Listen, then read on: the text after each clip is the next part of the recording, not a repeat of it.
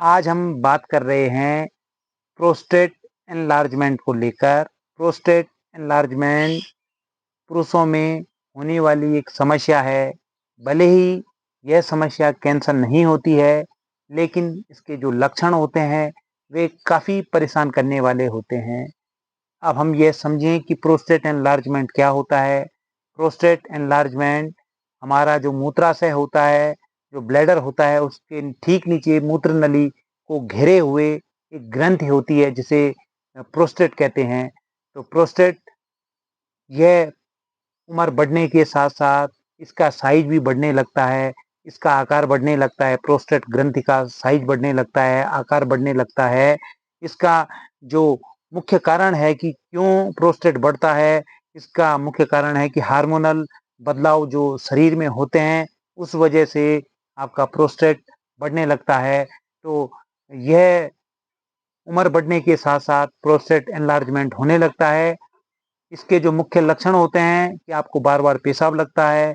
कई बार आप पूरी तरह जब यूरिन कर देते हैं, उसके पश्चात भी आपको ये शिकायत होती है कि फिर से यूरिन कर लूँ, और आपका ब्लैडर जहाँ मूत्र जमा होता है, ब्लैडर में आपको मूत्र जमा होने की एक दिक्कत होने लगती है कि मूत्र जमा नहीं हो पाता है, बार-बार आपको यूरिन की शिकायत होती है। तो आज हम कुछ इस तरह की क्रियाएँ करेंगे, कुछ इस तरह के आसन करेंगे जो कि आपको आपके प्रोस्टेट को ठीक रखने के लिए, उसकी जो ग्रंथि है वो जो बढ़ गई है, उसका साइज जो बढ़ चुका है, उसको रोकने के लिए आप कुछ आसनों का अभ्यास करें, तो आपको प्रोस्टेट में अवश्य ही राहत मिलेगी। जो प्रोस्टेट एनलार्जमेंट हो चुका है, उसको रोकने में आपको काफ़ी हद तक मदद मिलेगी। तो वज्रासन उसके लिए एक बहुत महत्वपूर्ण आसन माना जाता है कि आप अगर वज्रासन कर रहे हैं, तो आप अपने प्रोस्टेट एनलार्जमेंट को रोक रहे हैं।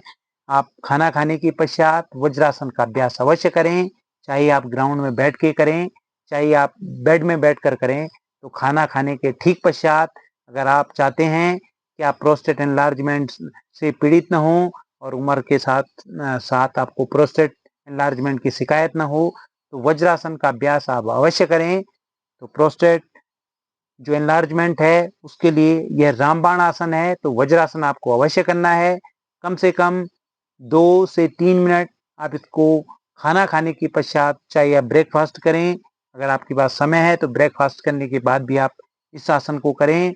आप लंच के बाद भी इस आसन को करें और डिनर के बाद भी आप इस आसन को करें। वज्रासन आपको, अगर आप इस आसन को करेंगे तो प्रोस्टेट का खतरा आपको नहीं होगा। दूसरा एक अन्य आसन है कि आप लगातार अगर बद्ध कोणासन, जिसे बटरफ्लाई भी कहा जाता है, तितली आसन भी कहा जाता है, तो इस आसन के द्वारा भी आप अपने प्रोस्टेट को रोक सकते हैं, एनलार्जमेंट को रोक सकते हैं। तो आपको बद्ध कोणासन करना है। बद्ध कोणासन में आपको अपने दोनों जो सोल हैं, जो आपके पैर के जो तलवे हैं, उन तलवों को आप आपस में मिलाएं और जितना आपसे हो पाएगा उतना कीजिएगा। हो सकता है कि मैं थोड़ा ज़्यादा करूं, क्योंकि मैं नियमित विगत 20 वर्षों से इस योग का अध्ययन और अध्यापन करवा रहा हूं। तो आपसे जितना हो पाएगा बद्ध कोणासन आपको अपने प्रोस्टेट एनलार्जमेंट के लिए अवश्य करना है। तो इस आसन का अभ्यास आप अवश्य करें। इस प्रकार से अपने दोनों पैरों को, अपने दोनों पैरों के ऊपरी हिस्से को, अर्थात अपने दोनों पंजों को आप इस प्रकार से पकड़ें, लॉक करें। उसके पश्चात इस प्रकार से अपनी स्पाइन को स्ट्रेट रखते हुए अपने दोनों घुटनों को अप एंड डाउन करिएगा। स्पाइनल कॉर्ड, जो आपकी मेरुदंड है, जो आपकी रीढ़ की हड्डी है, वो एकदम सीधी रहे। और इस आसन को भी, बद्ध कोणासन को भी, आपने कम से कम दिन में कम से कम आप जब आप भोजन कर दें उसके पश्चात आप इस आसन का अभ्यास नहीं करेंगे। केवल भोजन करने के पश्चात आपको वज्रासन करना है। लेकिन बद्ध कोणासन का अभ्यास आपको सुबह या शाम को करना होता है। खाली पेट इसका अभ्यास करें। तो बद्ध कोणासन भी आपको कम से कम 3 से 5 मिनट इसका अभ्यास करें, चाहे सुबह करें चाहे शाम करें। लेकिन बद्ध कोणासन का अभ्यास भी आपको अपने प्रोस्टेट के लिए, एनलार्जमेंट के लिए अवश्य करना है। तो इस आसन का अभ्यास भी आप अवश्य करेंगे।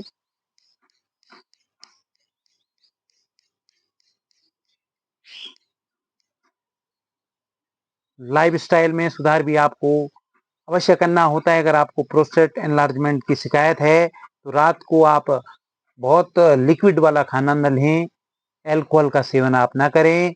यह आपके लिए मुख्य लाइफस्टाइल सुधार का ये मुख्य बिंदु आप याद रखें कि आपको बहुत ज़्यादा रात को ऑयल वाला खाना नहीं लेना है, और साथ ही आपको लिक्विड वाला भोजन भी आपको नहीं लेना है, अल्कोहल का भी आपको सेवन नहीं करना है, और नियमित आपको योगाभ्यास, प्राणायाम, ध्यान वगैरह आपको करना है। तो बद्ध कोणासन का अभ्यास भी आप अवश्य करें।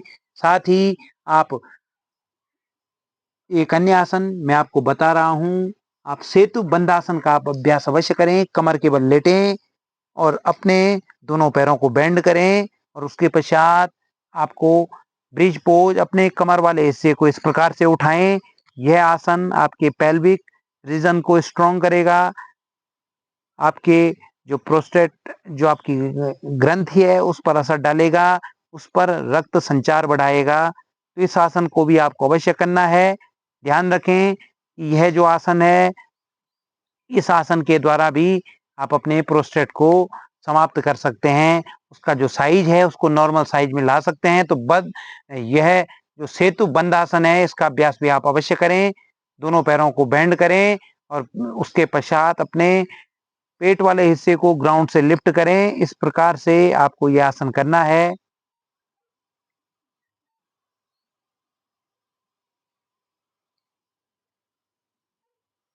तो यह बद्ध कोणासन के पश्चात आपको सेतुबंध आसन का अभ्यास करना है। उसके पश्चात आपको एक अन्य आसन करना है, नौकासन आपको करना है। तो नौकासन आप लेटेंगे और लेटने के पश्चात आप अपने बाएं पैर को लिफ्ट करें, और फिर उसके पश्चात एक पैर से आप नौकासन का अभ्यास करें। यह आसन भी आपके प्रोस्टेट की जो समस्या है, जो एनलार्जमेंट हो चुका है, उसको आप कंट्रोल में ला सकते हैं, उसको आप हाँ नियंत्रण में ला सकते हैं। और धीरे धीरे इसी प्रकार से दोनों पैरों से आप फिर अपने दाएं या बाएं पैर से इस प्रकार से होल्ड करें। कम से कम 30 सेकंड आपको होल्ड करना है। यह कंडीशन आपको कम से कम 30 सेकंड तक होल्ड करनी है। आसन को आपको 30 सेकंड तक होल्ड करना है।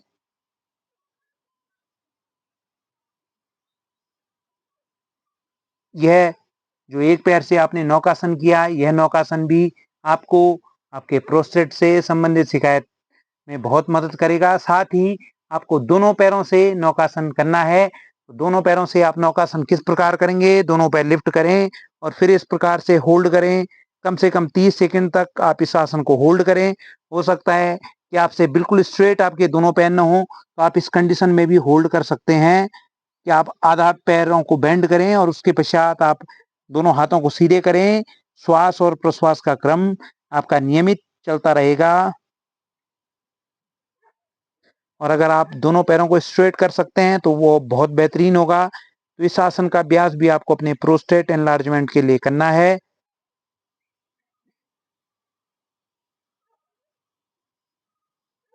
यह सभी आसन अगर आप इनका नियमित अभ्यास करेंगे, तो इन आसनों के अभ्यास से आपका प्रोस्टेट संतुलन में आएगा, आपका नियंत्रण में आएगा।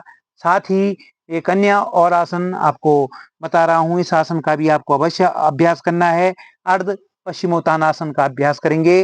अर्ध पश्चिमोत्तान में आपको अपने दोनों पैरों को सीधा करना है। दोनों हाथों को आप स्ट्रेट ऊपर लाएं, श्वास लें और एक्सेल के साथ, प्रश्वास के साथ दोनों पैरों को पकड़ने का प्रयास करें।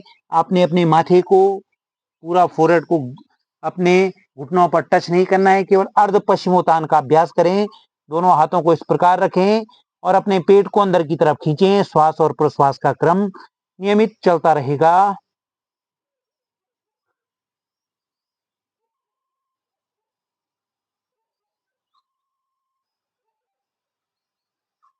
तो यह अर्ध पश्चिमोत्तानासन, नौकासन, वज्रासन, सेतुबंध आसन और आपका बद्ध कोणासन और वज्रासन, इन सभी आसनों के द्वारा आप अपने प्रोस्टेट एनलार्जमेंट की जो समस्या है, जो प्रोस्टेट आपका बढ़ चुका है, उसको आप नियंत्रित कर सकते हैं।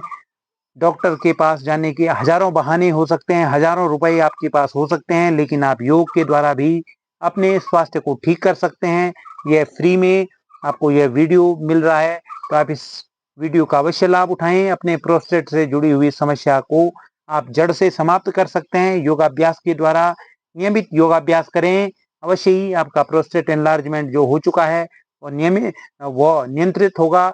अवश्य ही इस वीडियो को उन लोगों के साथ शेयर करें जो इस समस्या से पीड़ित हैं, जो ग्रसित हैं, उनको यह वीडियो भेजें।